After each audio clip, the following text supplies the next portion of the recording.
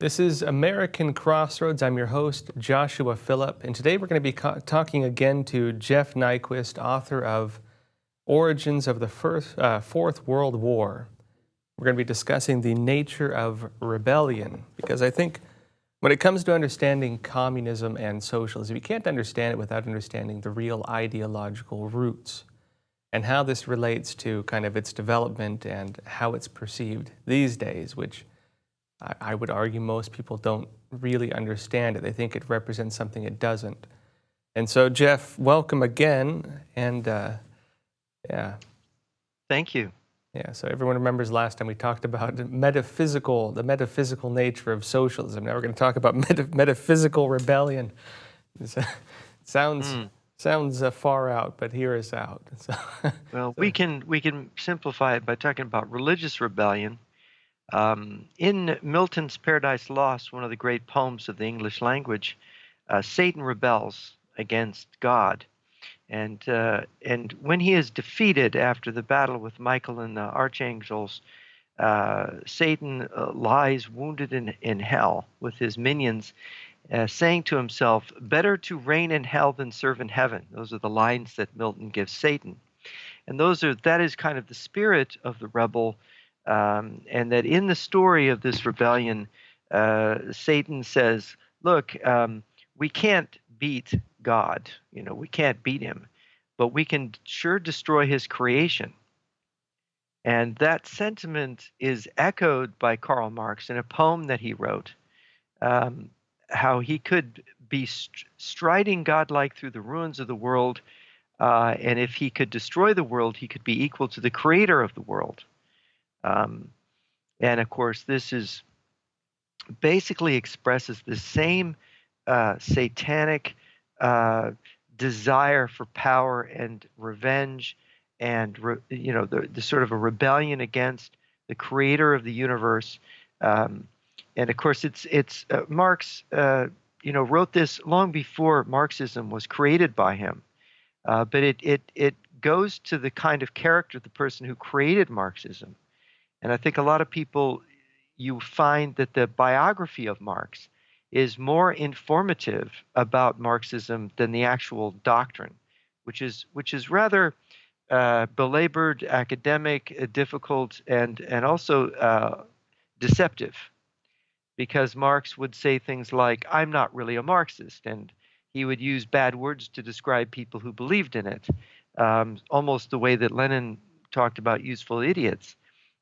Marx would say, "I'm not a Marxist. Those idiots who believe in that class nonsense that I invented." Of course, anybody in social science who's serious. His letters with Engels, he discusses that. Yeah, he does. His letters with Engels, by the way, come off very cynical, very, very cynical, man. There was a police, Jenny Westphalen, who was Marx's wife. Her brother at one time was the interior minister of Prussia, and he dispatched an agent to check up on his sister in London when they were living on Dean Street, in a house on Dean Street in London. And this agent got into the Marx household. He found everything was covered in dust. It was quite dirty, and he said, "Marx is brilliant, and it's such a shame because he's such a cynical human being. He's a monster," is the way the secret police report on Marx is very, I think, insightful as to the kind of person Marx was. To give another idea of how faithful he was to his wife and to his friend Engels, he had sex with the household maid. I think we mentioned her name in the last show, maybe not. Helen DeMuth.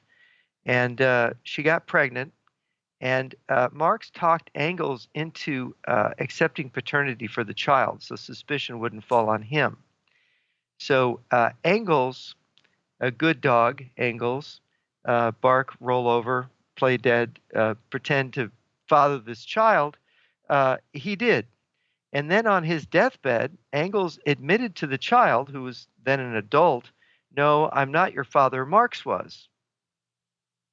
So that's how we know about it. But this is the kind of person he was. Yeah, well, and you mentioned, of course, Marx's poem about, walking godlike through the ruins after, destroying the world, basically. That's what his poem talks about. Um, I think we discussed off camera yesterday that, this ties into a Hermetic principle, one that, and it's important to note that Engels and Hegel, who Marx based a lot of his ideas off the Hegelian Dialectic, both of them were Hermeticists. The beliefs of Marx are not really apparent. I'd say a lot of his early writings suggest that he was not an atheist. Although he hated God, he hated religion. But a lot of the people he surrounded himself with were Gnostics of various sorts, mostly of the satanic or Luciferian types. And when he talks about destroying the world and becoming equal to God, right? That walking through the ruins as a God, he's inverting a Hermetic belief that they believe that by creating the world, God created himself. And so those who create become godlike. But Marx took it and inverted it, and he said, well, if I create and I become godlike, then by destroying the creations of God, I destroy God and become as him as well, right? And so, in Marx, this whole idea of inversion is something that permeated everything he did. His kind of taking of the Hegelian dialectic and twisting it around into dialectical materialism, which is based on identify, contradict, and eliminate the middle, is a way of creating inversion within society to manifest communist movements. And so the entire doctrine of creating, this Marxist struggle was based around inversion. And that was done through his tool of dialectical materialism, this manifesting rebellion by creating antithesis, right? To manifest the struggle of opposites. Well, it's interesting, inversion does appear, we've got, tell men to be women and women to be men. The poor now are leading our fashions. You look at the young people and they're imitating gangsters who are coming out of prison. The low rider pants that you want them to grab hold of them and pull them up higher on their butts. This is all suddenly what is low is high, and what is high is low. And the one thing you don't want to be caught doing is sounding aristocratic, sounding noble, sounding, all the values of the previous civilization. And those were things, of course, Marx criticized, right? I'm not sure if Marx used this phrase, but Mao Zedong talked about using the scum of society. And that's exactly the phrase, at least how it's translated, the phrase he used, using the scum of society. And that, the idea was to use the criminals, the evil people, right, and have them attack the ones who believe in righteousness, who believe in religion, who believe in morals. Communism very clearly inverted the idea of good and evil. It inverted the idea of right and wrong. And unlike, I think, traditional societies where people would be punished for, say, breaking moral codes, communism inverted moral codes. And so it was the people who believed in tradition who were attacked. It was the people who would not give up their faith who were attacked. Even today in communist China, the Uyghurs, the Muslims, the Tibetan Buddhists, Falun Gong practitioners, it's the good people of society, the ones who still believe in tradition and in values, who are, targeted for destruction by communism. And we saw this during the, the whole Soviet Union as well. The people in the gulags were usually, the good people by traditional standards of those societies. Not all of them, of course, but quite a lot of them. Well, Karl Marx once said, "There's nothing more glorious under heaven than the mind of a criminal." And the interesting thing is that the great proletarian revolution is really, in fact, a lumpen proletarian revolution. And the lumpen proletariat, of course, is the criminal class. And that's what it turns out. People used to say to Lenin, "Why do you surround yourself with thugs and criminals?" He says, "Well, I can make a revolution with these people. I can't make a revolution with these bookish Marxists." Of course, this was the insight of Marx and Lenin. And in some sense, people say, well, Lenin and Stalin weren't really Marxists. No, they were in the spirit of Marx. This is the thing people have to understand, is that you can think of all the intellectual refinements and thoughts that you want. I think if you read Marx's letters to Engels, there's a letter in which he's talking about writing Das Kapital. The volume's very thick. He says these Germans, they want it thicker and denser, and the more stuff you lay on, the more they'll believe it. Kind of thing. And Marx has a very cunning way of writing. He's been accused of using the plays on words taught by the Hegelian Dialectic. And it's a way of basically talking in very noble-sounding, complicated words that doesn't actually say anything a lot of times. Or that says something and then inverts the thing you say, and then, plays on the inversion a little bit, and then goes back into another topic, and goes on a tangent, and then inverts that again, right? It's this constant kind of playing on. If you read Das Kapital, if you read Marx's writings, and the Communist Manifesto that Marx and Engels wrote is very interesting reading, because if you read it, there's a lot of ingenious things in there. I mean, it is quite ingenious, and basically, maybe we should say what the theory is, that sort of man for thousands of years was a hunter-gatherer who lived in a society that was purely communistic. There was no property, there was no agriculture, this is before all of these things were invented. The whole idea of property Marx called primitive communism, Primitive communism, exactly. And that man existed in this idyllic form, that this was his natural form, and you combine this with ideas of evolution, that man spent most of his existence living this way.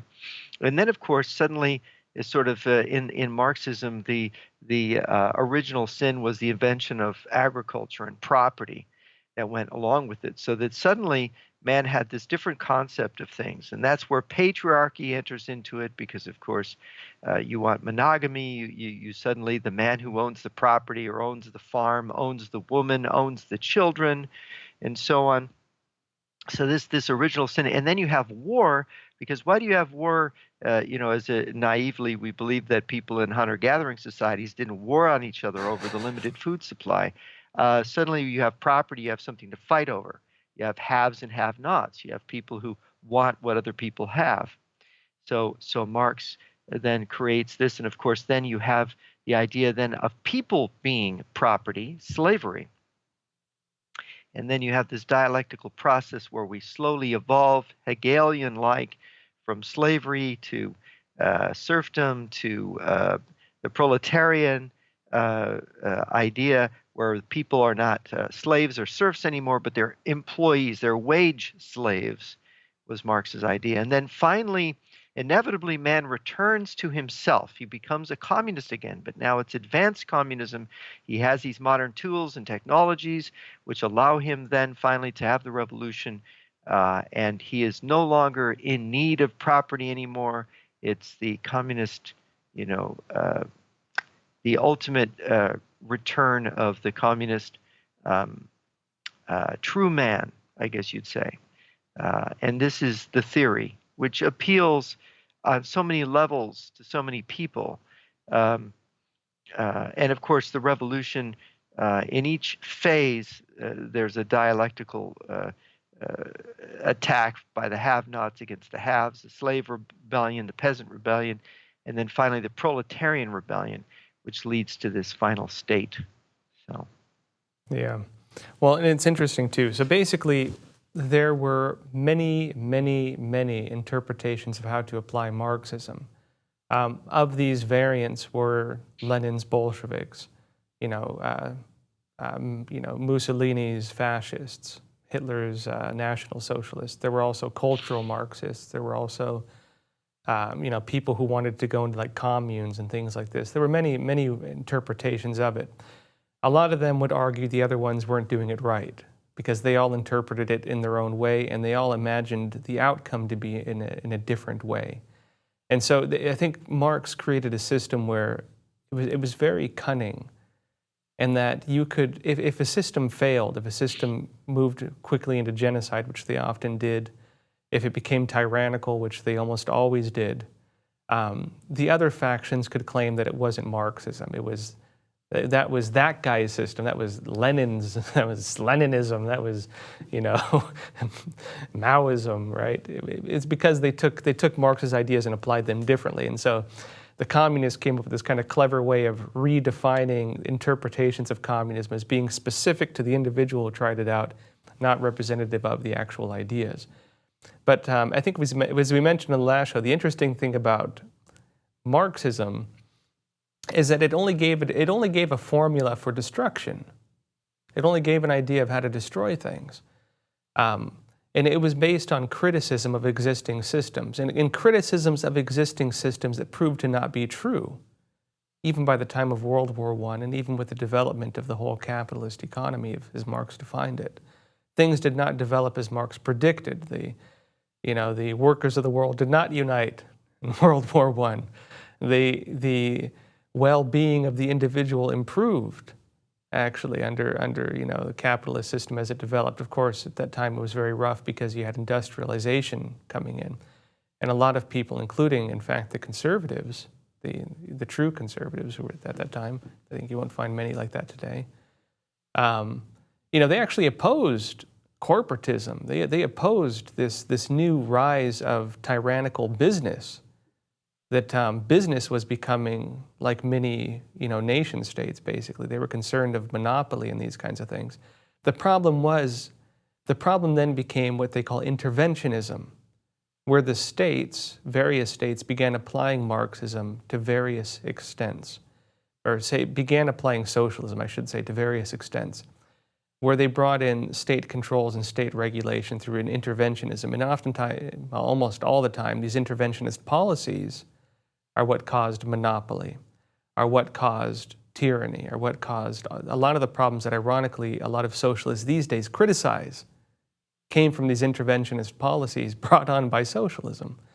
And we're in an interesting stage now where it's very hard for people to see through it, because a lot of times, even both sides of a debate, they're criticizing different elements of the same root problem, Yeah, there's also a technical problem, is that socialism doesn't have a precise definition.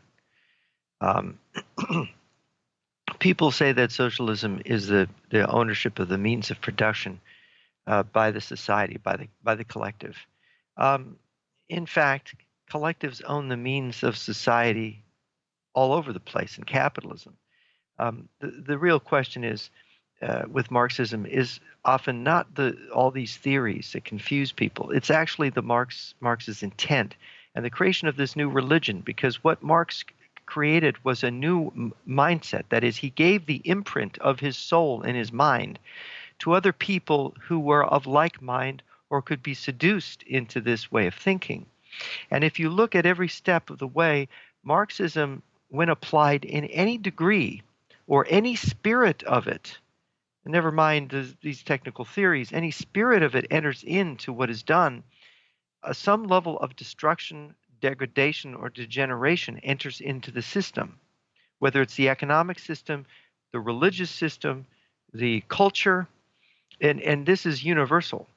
Wherever and to whatever extent this spirit of Marx enters into things, there is loss of life, loss of economic productivity, loss of cultural achievement.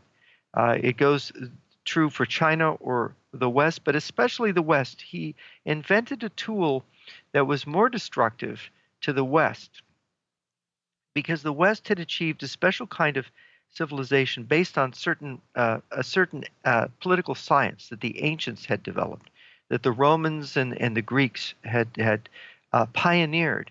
And this was a system which was not known in the Orient, a system of checks and balances, the idea of constitutional government, even limited monarchy, which of course even Thomas Aquinas and Henry VIII wrote praising Thomas Aquinas' rendering of Aristotle into the late medieval world, early modern world, I guess you could say. The idea was, of course, that you had different powers divided: Parliament, the king, two houses of Parliament, the nobles and the commons, with checks on each other. Veto power, as the Romans called it, veto. And with Marxism, you have this idea that, oh, these things are stopping the revolution, that the revolution, the power of the state must be concentrated in the hands of the Marxists, or the revolutionaries, to control the economy, to remake man in the Marxist image. And Yeah. so everywhere we see the totalitarian system of the Marxists, and Hitler was sort of an imitator in the creating of his, is it kind of a permanent war against the bourgeoisie, against capitalism, in which, well, we have to have this power, Stalin would say, or the capitalists would wipe us out. Yeah. We have about a minute left, but I think this is an important point to end with, is that communism and socialism are inseparable from tyranny. The operation of its creation, of its imagined end goal, which no society, I think Marx didn't really say what the end goal was. He said that's for the future, and you can't really predict what it will look like, and so people imagined it however they wanted. But the results of it have always been horrific when applied, I think, in large scale. You could argue that in small scale it maybe helps the poor and things like this, but even then it's questionably sustainable. And I Right. think it was Marx's intention to destroy, as we can see in his biography. He was a malevolent person. He was a malignant narcissist, or maybe a sociopath, but he was not a nice person. I think you look at the lives of his children, the life of his wife, his own life. You see the destruction, the marks of badness. And of course, wherever his ideas, his spirit goes, it's also bad. Because what people need is freedom.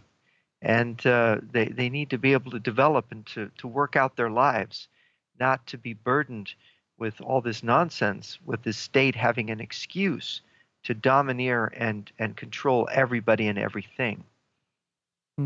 Great, Jeff. Pleasure as always having you. Thanks again. Everyone, please remember to like and subscribe. We'll see you next time.